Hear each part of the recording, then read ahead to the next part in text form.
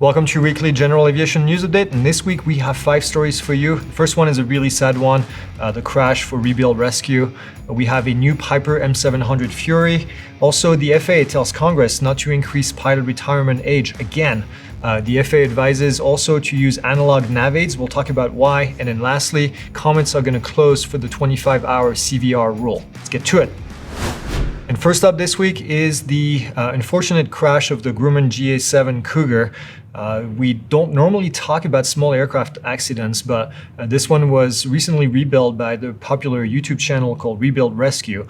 We've worked with them in the past, and Jason and his team. The aircraft departed Coatesville-Chester County, Carlson Airport in Pennsylvania, and then crashed shortly after it took off. Now, based on the map provided from the Aviation Safety Network, the crash appears to have occurred less than 2 miles from the airport.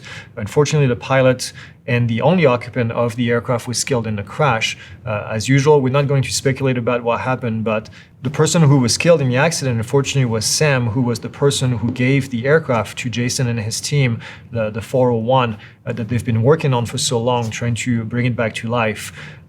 We talked to Sam for an extended period of time when we were at Oshkosh, and yeah, this very, very sad story. Our heart goes to the family and, of course, to Jason and his team. And second up this week is the new Piper M700 Fury. Now, Piper has unveiled their new M700. It's a single-engine turboprop with a 301 knots of maximum cruise speed, 3,400 foot per minute of climb rate, and then also a takeoff and landing distance under 2,000 feet. Now, the aircraft comes with a Pratt & Whitney PT6A52 engine. It's equipped with the Garmin G3000 aviation suite with the hollow safety system on it, and then also Garmin Plane Sync, and then also the Autoland that we've been talking about quite a bit on this channel. Now, the Fury also has a useful load of 2,200 pounds, and it has a maximum range of 1,850 nautical miles, and has a maximum approved altitude of 30,000 feet. Now, $4.1 million. I'm not sure your flight school is going to be picking one of these anytime soon, but for those that can afford it, the M700 looks like a pretty cool turboprop aircraft. I hope we can see one of those at Sun and Fun when we go this coming spring.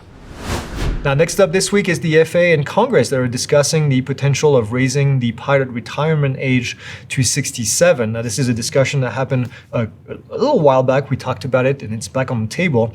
The new FAA administrator, Mike Whitaker, has asked Congress to leave the current mandatory retirement age in place until the agency has more time to study the increase. And I have to agree with this. I think it's absolutely unnecessary at this stage and really not that great of an idea. The pilot retirement age is now part of negotiations towards the 5-year Reauthorization Act that we've been waiting for quite a while now. Without another extension or a Reauthorization Act, the FAA reauthorization will expire on March 8th of this year, 2024. Now, we'll keep you up to date if we see any reauthorization update or if there's any change to the pilot retirement age. And by the way, the reason I'm not really excited about this change of retirement age is because the FAA did the same thing a couple of years ago, almost a decade ago now, if I think about it, where they changed from 60 to 65 because of the imminent pilot shortage. All it did was push the can down the road by 5 years, and I don't think it solved anything. So this is a reactionary solution and just a patch, quite frankly, at this stage. Third up this week is guidance from anyone experiencing GPS spoofing or any other anomalies. Now, the FAA is advising that pilots use analog NAVAIDs such as VOR and DBs if they notice any issues such as, I'm going to put the list right here because there's quite a few of them. So make sure that you read these. If you have any of these happening, then make sure that you, FAA says, switch over to using a VOR, or if you remember how to, or you've ever been trained how to use an NDB. Not a good solution at this stage. The FAA also says that in addition to using analog NAVAIDs, if you see any of these things out when you're flying, be sure that you report them to ATC and then file a report to the FAA so they can keep track of the issues. We'll leave a link down below right here so that you can see the report page. Now, last up this week is the comment section that closed for the cockpit voice recorder rules. Now, if you're not familiar, the NPRM aims to increase cockpit voice recorder minimums from 2 hours to 25 hours, which is a big jump. Now, this will allow the FAA and the NTSB to better investigate incidents or even accidents. Now, reaction to the NPRM have been mixed, with a number of comments expressing concern that the 25 hours of CBR will be used to listen in on pilot conversation or used to punish pilots with certain viewpoints. Now, ALPA addressed, the Airline Pilot Association addressed this in their comments, suggesting that there should be restriction on the use of the recording or the transcript for administrative or disciplinary proceedings, including by both the FAA and also by the pilot's employers.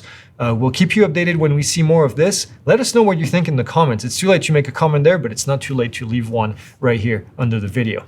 All right, that's it. That's all we have for you this week. We'll see you next week for the next news update.